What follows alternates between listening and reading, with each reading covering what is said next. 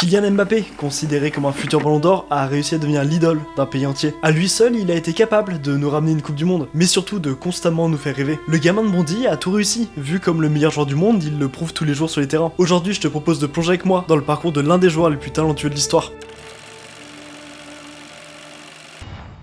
L'histoire de Kylian Mbappé commence ici, à Bondy, en 1998, et dès sa naissance, il était déjà prédestiné à devenir footballeur de haut niveau. Ses deux parents étaient sportifs, son père footballeur et sa mère handballeuse. Mais surtout, en plus de son frère et lui, ils ont aussi levé ce gars-là. Jires Kembo Ekoko, de 10 ans son aîné, qui en 2007 deviendra joueur professionnel au Stade Rennais. Mbappé l'a directement considéré comme un grand frère. Et grâce à lui, dès ses 9 ans, il savait déjà à quoi ressemblait le monde professionnel. Et ce milieu va beaucoup lui plaire. Il va plus rêver que d'une seule chose, devenir joueur pro. Il commence à jouer vers l'âge de 6 ans à l'AS Bondy, le club local. Mais lui, il rêve déjà beaucoup plus loin. À l'école, il se passionnera pour l'anglais et l'espagnol, dans le cas où un club étranger souhaiterait le signer dans quelques années. Ouais, c'est clair qu'au niveau de l'ambition pour un gamin, on peut pas faire mieux. Et la réalité dépassera ses rêves. Une dizaine d'années plus tard, des fresques en son hommage seront érigées sur les immeubles de son quartier natal. Il le savait pas, mais il était vraiment sur le point de devenir un véritable héros national. Jusqu'en 2011, il arrive à associer le football le week-end avec son club et l'école la semaine. Jusque là, c'est une enfance plutôt basique. Mais en 2011, un événement va faire comprendre à sa famille qu'ils ont peut-être sous les yeux un futur joueur de l'équipe de France. Il sera sélectionné pour rejoindre le Polysport Football de Clairefontaine. Et c'est à ce moment-là que son talent va se révéler. Il passe d'un petit club local à un centre de préformation où les futurs cracks sont façonnés dans le but de rejoindre l'équipe de France dans quelques années. À la fin de cette formation en 2013, il sera mis en contact avec quelques clubs qui seraient intéressés de le signer alors qu'il a que 15 ans. On a deux clubs français, le Stade Malherbe de Caen et les Girondins de Bordeaux. Mais surtout le plus intéressant pour lui, c'est que deux clubs étrangers vont se manifester. Chelsea et le Real Madrid.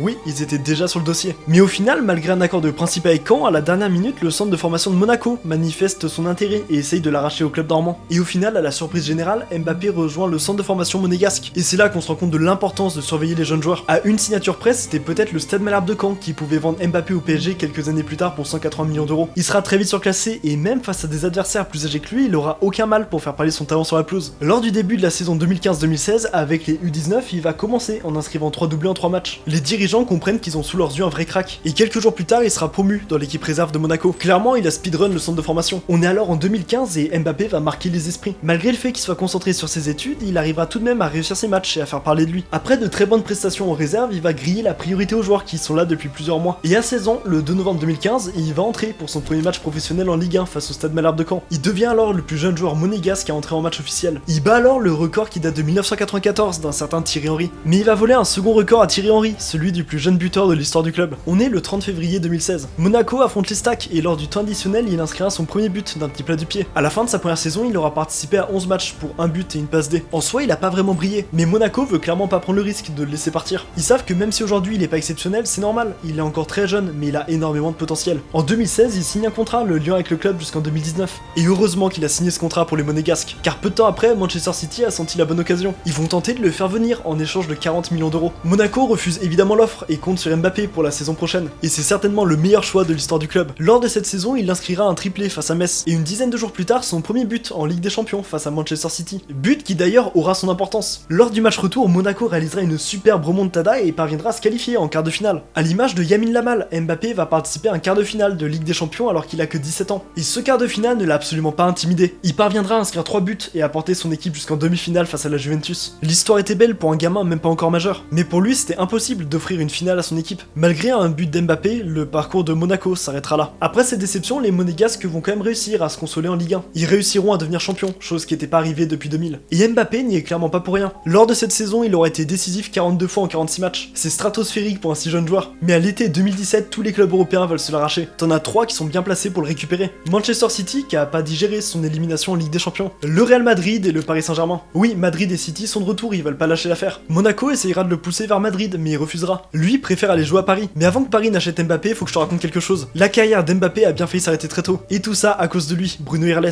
Irles, il était formateur à Monaco et il a eu Mbappé sous ses ordres. Sauf qu'il lui reprochait souvent son comportement, mais également son manque d'application sur le terrain. Après plusieurs remarques, il bloquera Mbappé sur le banc et ne le fera plus jouer. Mbappé était alors sur le point de quitter son club formateur. Il voulait vraiment ne plus avoir affaire à Bruno Irles. Sa mère demandera alors un rendez-vous avec Luis Campos, alors directeur technique de Monaco. Et cet entretien sera concluant. Mbappé s'entraînera seul, loin du coach, et en plus il jouera. Bruno Irles n'a alors plus le droit de le laisser sur le banc. L'année suivante, il arrive en U19 et son calvaire avec son ancien coach est enfin terminé. Il n'en verra Bruno Irles qu'en 2020 lors du match opposant le PSG à Pau, équipe qu'il entraînait. Les deux hommes se sont même pas parlé. Mbappé a refusé accepte d'aller vers lui, et près de 10 ans plus tard, il a clairement pas pardonné d'avoir été mis à l'écart. Bref, revenons-en à son arrivée dans le club de la capitale. Après avoir choisi le PSG, les papiers vont traîner, et son transfert ne sera finalisé que dans les dernières heures du mercato. Mais c'est fait, il est enfin un joueur du PSG. Il vient renforcer l'attaque aux côtés de Cavani ou encore Neymar, qui d'ailleurs est arrivé quelques jours plus tôt. Avec cette arrivée, il permet à son club formateur de récupérer un chèque de 180 millions d'euros. Ouais, on est quand même sacrément loin des 40 millions d'euros proposés par Manchester City il y a un an. Mais en réalité, il n'est pas vraiment acheté par Paris, mais plutôt prêté par Monaco. Le club parisien a une clause dans le contrat le forçant à l'acheter s'ils arrivent à se maintenir en Ligue 1 à l'issue de la saison. Donc ça fait aucun doute qu'il sera toujours un joueur du PSG la saison prochaine. Paris le sait très bien, mais ça permet de décaler le paiement un an plus tard. Sachant qu'ils viennent de récupérer Neymar à plus de 200 millions, ils savaient que lâcher à nouveau presque 200 millions au niveau du fair play financier, ça allait bloquer. Mais la vraie question, c'est de savoir pourquoi il a choisi le PSG, alors que le Real est son club de cœur dans lequel il veut jouer depuis toujours. Et ça, c'est grâce à lui, Unai Emery. Il s'est déplacé au domicile des Mbappé et a fait un discours, lui promettant une place de titulaire à Paris. Alors que de l'autre côté, Zidane, lui, ne pouvait pas lui promettre une place de titulaire dans l'équipe championne d'Europe. Quand l'attaque est composée de Bale, Benzema et Ronaldo, il est clair qu'un gamin de 19 ans n'aurait eu aucune chance d'être titulaire. Mbappé voulait du temps de jeu pour être sûr de jouer la Coupe du Monde qui arrive dans quelques mois. Il a été convaincu par Unai Emery. Donc oui, si t'es supporter parisien, c'est bien lui que tu dois remercier. Il fera donc ses débuts au club de la capitale face à Metz le 8 septembre 2017. Et il en profite pour inscrire son premier but d'une belle frappe en dehors de la surface. La machine était lancée, le monde a les yeux rivés sur l'attaque du PSG qui semble avoir l'une des meilleures attaques d'Europe. Malgré une archi-domination en Ligue 1, l'objectif il est clair. Ils ont ramené deux grandes stars, c'est pour aller chercher cette Ligue des Champions. En huitième de finale, ils se retrouvent face au Real Madrid, triple champion en titre mené par Cristiano Ronaldo. Ils sont pas favoris, mais avec Mbappé tout est possible. Malgré deux matchs plutôt serrés, Paris n'y arrivera pas et lâchera son rêve de coupe dès le mois de mars. La saison parisienne est alors presque terminée. Mbappé va donc pouvoir se concentrer sur son prochain objectif, la Coupe du Monde. Lors des matchs de poule, il va impressionner, ou plutôt confirmer. La France passe les poules et le vrai défi arrive en huitième de finale face à l'Argentine. Les deux équipes sont exceptionnelles, pour gagner, va falloir une prestation individuelle à un facteur X, et ce facteur X c'est lui, Mbappé. En première mi-temps, il fera cette accélération à 37 km/h et forcera Rojo à faire faute. Le penalty sera transformé par Antoine Griezmann et la France prend l'avantage. En seconde mi-temps, il inscrit 2 buts.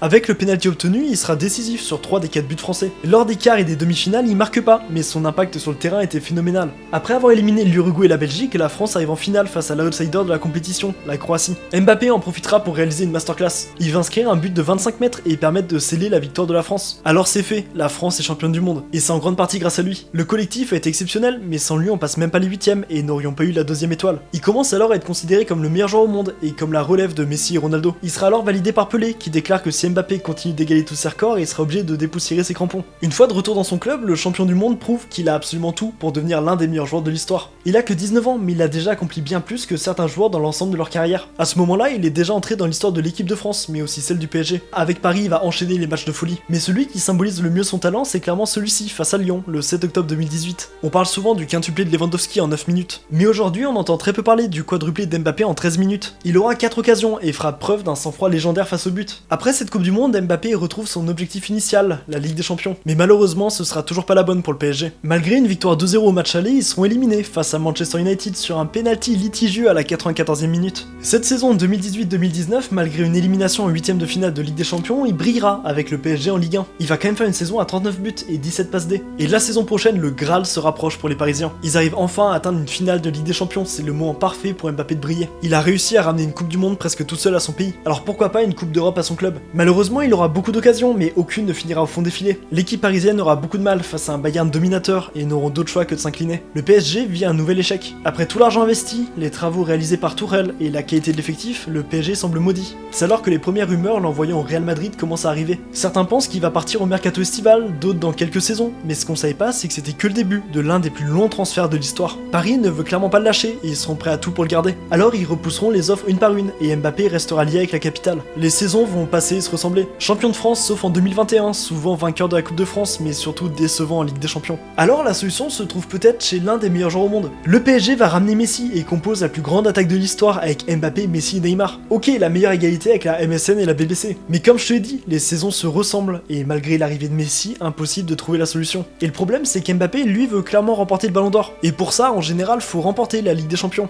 Ou au moins passer les quarts de finale, chose que le PSG n'arrive pas souvent à faire. Alors les rumeurs d'un départ vont se multiplier. On est en 2022, tout le monde attend l'officialisation de l'arrivée d'Mbappé à Madrid. La nouvelle se fait attendre par les supporters madrilènes, mais rien, le néant. Et au final, la seule nouvelle qui arrivera, ce sera celle d'une prolongation de contrat de 2022 à 2024. Le Real Madrid prend alors la parole annonçant que pour eux c'est un manque de respect et qu'ils vont couper les discussions avec le clan Mbappé. C'est évidemment un échec pour Florentino Pérez, mais ils tiendront pas leur parole. Ils ont jamais arrêté d'espérer la signature d'Mbappé. On est aujourd'hui en 2024 et Mbappé a annoncé qu'il prolongerait pas avec le PSG et partira libre à l'issue de la saison. Paris a tout essayé pour le retenir, mais le projet sportif parisien ne semble pas à la hauteur de celui du Real. Madrid a plus ou moins déjà annoncé son arrivée, et ça fait pas l'ombre d'un doute que dans les mois qui viennent, il portera le maillot madrilène. Évidemment que les supporters lui en veulent, mais il a une seule chance de se faire pardonner. Et je pense que tu vois très bien où je veux en venir. Paris en quart de finale face à Barcelone, les Parisiens sont favoris, et si Mbappé arrive à faire parler son génie, la finale ne sera plus qu'à un pas. Alors oui, s'il veut partir en héros, il a pas d'autre choix que d'accorder ce dernier plaisir aux supporters. Il est le meilleur buteur de l'histoire du club, mais certainement celui qui l'a le plus marqué. On n'oublie pas les passages de Zlatan, Neymar, Thiago Silva ou encore Verratti, mais celui qui a généré le plus de hype, c'est clairement celui d'Mbappé. Aujourd'hui, devant lui, il a l'occasion de réaliser ses deux rêves, remporter une Ligue des Champions et le Ballon d'Or. Quand on voit ses qualités sportives actuelles, on sait que c'est possible. En quelques années, il est devenu l'idole d'un pays entier. Mais est-ce qu'au Real Madrid, il sera un jour capable de récupérer ce Ballon d'Or? J'espère sincèrement que la vidéo t'a plu. Hésite pas à me donner ton avis en commentaire, mais surtout à liker et à t'abonner. C'était WeyaFoot et à très vite.